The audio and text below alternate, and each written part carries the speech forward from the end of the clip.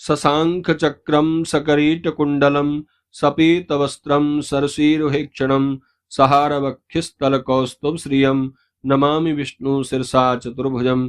नमस्कार, स्वागत है आप सभी का हमारे YouTube चैनल में। आज के इस वीडियो में आप श्रवण करेंगे चैत्र पूर्णिमा के दिन 32 पूर्णिमाओं की व्रत कथा। एक बार प्रेम से कहिए, बोलिए श्री कृष्णचंद्र भगवान की जय, शंकर भगवान की जय, पार्वती माता की जय। द्वापर युग में एक बार माता यशोदा ने अपने पुत्र भगवान श्री कृष्ण से कहा, हे कृष्ण, तुम संसार के रचयिता और पालनहार हो। आज कोई मुझे ऐसा उपाय बताओ जिसे करने से स्त्रियों को सौभाग्य की प्राप्ति हो, साथ ही उनकी सभी मनोकामनाएं पूर्ण हो जाएं। तब श्री कृष्ण भगवान ने कहा, हे माता, मैं आपको एक अचूक उपाय विस्तार से बताता हूँ। स्त्रियों को सौभाग्य की प्राप्ति के लिए 32 पूर्णमासियों का व्रत करना चाहिए। इस धरती पर एक राजा थे जिनका नाम चंद्रहास था।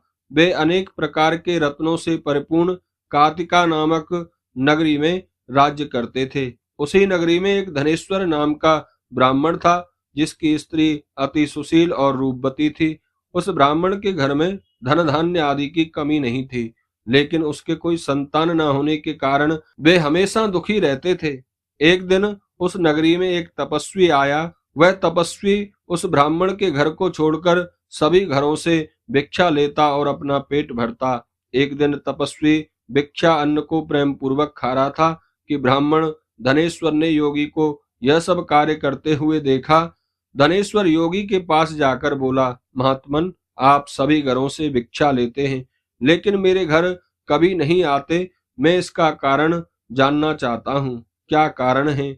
योगी ने कहा कि निसंतान के घर की भीख पतितों के अन्न के तुल्य होती है, और ऐसे में जो भी पतितों का अन्न खाता है वह भी पतित हो जाता है। चूंकि तुम निसंतान हो, इसलिए मैं तुम्हारे घर की भिक्षा नहीं लेता हूँ। योगी की इस बात से धनेश्वर को बहुत दुख हुआ और वह योगी के पैरों में गिर पड़ा।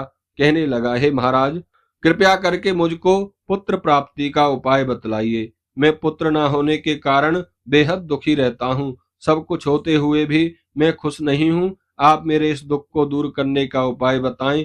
यह सुनकर योगी ने कहा, हे ब्राह्मण, तुम माँ चंडी की आराधना करो। योगी के कहे अनुसार धनेश्वर ने वन में जाकर चंडी की उपासना की। माँ चंडी ने 16वें दिन उसे सपने में आकर दर्शन दिए और कहा, हे धनेश्वर, तेरे पुत्र होगा, लेकिन वह 16 वर्ष की आयु तक ही जीवित रहेगा। लेकिन तुम दोनों स्त्री पुरुष 32 पूर्णमासियों का व्रत करोगे तो वह दीर्घ आयु प्राप्त करेगा। प्रातःकाल तुम्हें इस स्थान के समीप ही एक आम का वृक्ष दिखेगा। उस पर चढ़कर एक फल तोड़कर शीघ्र ही अपने घर जाना और वह फल अपनी स्त्री को खिला देना। ऋतु स्नान के बाद वह स्वच्छ होकर भगवान शंकर का ध्यान करके उस फल को खा लेगी। तब भगवान शंकर की कृपा से उसको गर्भ हो जाएगा। धनेश्वर ने ठीक वैसा ही किया और उसकी स्त्री गर्भवती हो गई। देवी जी की असीम कृपा से उन्हें एक अत्यंत सुंदर पुत्र उत्पन्न हुआ जिसका नाम उन्होंने देवी दास रखा। दुर्गा जी की आज्ञा अनुसार उसकी माता ने 32 पूर्णमासी का व्रत रखना आरंभ कर दिया था।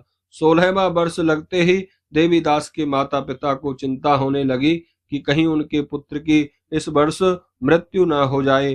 धनेश्वर ने देवीदास के मामा को बुलाया और कहा कि देवीदास 1 वर्ष तक काशी में जाकर विद्या अध्ययन करें, ऐसी हमारी इच्छा है। इसके साथ में तुम चले जाओ और 1 वर्ष के बाद इसको वापस लौटा लाना। इस तरह देवीदास को एक घोड़े पर बिठाकर उसके मामा के साथ काशी भेज दिया गया। धनेश्वर ने अपने पुत्र की दीर्घायु के लिए भगवती दुर्गा की आराधना और पूर्णमासियों का व्रत करना शुरू कर दिया। इस प्रकार बराबर 32 पूर्णिमा का व्रत पूरा किया। कुछ समय बाद मामा और भांजा किसी नगर में रात बिताने के लिए ठहरे हुए थे। उस दिन उस गांव में एक ब्राह्मण की कन्या का विवाह होने वाला था। जिस धर्मशाला में वर और उसकी बारात ठहरी हुई थी, वहीं देवीदास और उसके मामा भी ठहरे हुए थे। संयोग से कन्या को तेल आदि चढ़ाकर मंडप आदि का कृत्य किया गया तो लगन के समय वर को धनुर्वात हो गया।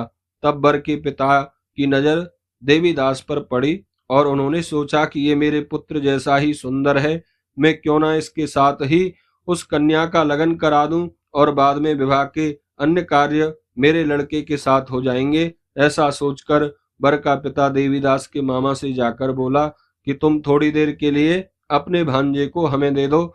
और उसने अपनी योजना उन्हें बताई। तब उसका मामा कहने लगा कि जो कुछ भी मधुपर्क आदि कन्यादान के समय वर को मिले वह सब हमें दे दिया जाए, तो ही मेरा भांजा बारात का दूल्हा बनेगा।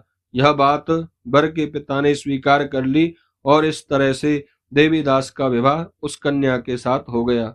पत्नी के साथ वह भोजन ना कर सका और अपने मन में सोचने लगा कि ना जाने यह कैसी स्त्री होगी, लड़के को ऐसा करना सही नहीं लगा और उसके आंखों से आंसू आ गए। तब वधू ने पूछा कि क्या बात है, आप इतने दुखी क्यों हैं? तब उसने सब बातें लड़की को बता दी। तब कन्या कहने लगी कि अब हमारी शादी हो गई है। देव, ब्राह्मण और अग्नि के सामने मैंने आपको ही अपना पति बनाया है, इसलिए अब आप मेरे पति हैं। अब मैं आपकी ही पत्नी रहूंगी, किसी अन्य की नहीं। तब देवीदास ने कहा, ऐसा मत करिए, क्योंकि मेरी आयु कम है, मेरे बाद आपकी क्या गति होगी, इन बातों पर जरूर विचार कर लें। परंतु वह दृढ़ विचार वाली थी, बोली कि जो आपकी गति होगी वही मेरी गति होगी। इसके बाद देवीदास और उसकी पत्नी दोनों ने भोजन किया और शेष रात्रि वे सोते रहे। प्रातःकाल देवीदास ने अपनी पत्नी को एक अंगूठी दी, एक रूमाल दिया और बोला, हे प्रिय, इसे लो और संकेत समझकर स्थिरचित हो जाओ। यदि मैं जीवित रहा तो अवश्य वापस आ जाऊंगा, वरना समझ लेना कि मेरी मृत्यु हो गई है। प्रातःकाल जब शादी का कार्य पूरा होने के बाद सब बाराती मंडप में आए तो कन्या ने अपने पिता से कहा कि यह मेरा पति नहीं है और पूरी बात अपने पिता को बता दी। बारात वापस चली गई। इस प्रकार देवीदास काशी चला गया। कुछ समय बाद काल से प्रेरित होकर एक सर्प रात्रि के समय देवीदास को डसने के लिए वहां पर आया, परंतु व्रत के प्रभाव से उसको काट ना सका, क्योंकि पहले ही उसकी माता ने 32 पूर्णिमा का व्रत पूरा कर लिया था। इसके बाद मध्याह्न के समय स्वयं काल वहां आकर देवीदास के शरीर से उसके प्राणों को निकालने का प्रयत्न करने लगा, जिससे वह मूर्छित होकर पृथ्वी पर गिर पड़ा। उसी समय पार्वती जी के साथ शंकर जी वहां पर आ गए। उसको मूर्छित दशा में देखकर पार्वती जी ने भगवान शंकर से कहा, हे महाराज, यह वही बालक है जिसकी माता ने 32 पूर्णिमा का व्रत किया था, जिसके प्रभाव से इसका मृत्यु दोष कट गया। भवानी के कहने पर भगवान शिव जी ने उसको प्राण दान दे दिया। उधर उसकी स्त्री उसकी प्रतीक्षा कर रही थी। जब 16वां वर्ष व्यतीत हो गया तो देवीदास भी अपने मामा के साथ काशी से चल दिया और कुछ दिन बाद वह अपनी पत्नी के पास पहुंच गया। लड़की के पिता ने खूब धन के साथ अपनी पुत्री को उसके साथ विदा कर दिया। श्री कृष्ण भगवान कहने लगे कि इस प्रकार धनेश्वर द्वारा 32 पूर्णिमाओं का व्रत रखने से उसके पुत्र को दीर्घ आयु प्राप्त हो गई। अतः जो भी स्त्रियां ये व्रत को करती हैं वे जन्म जन्मांतर में वैधव्य का दुख नहीं भोगती और सदैव सौभाग्यवती रहती हैं। यह व्रत पुत्र पौत्रों को देने वाला तथा संपूर्ण मनोकामनाओं को पूर्ण करने वाला माना गया है। बोलिए श्री कृष्णचंद्र भगवान की जय। शंकर भगवान की जय।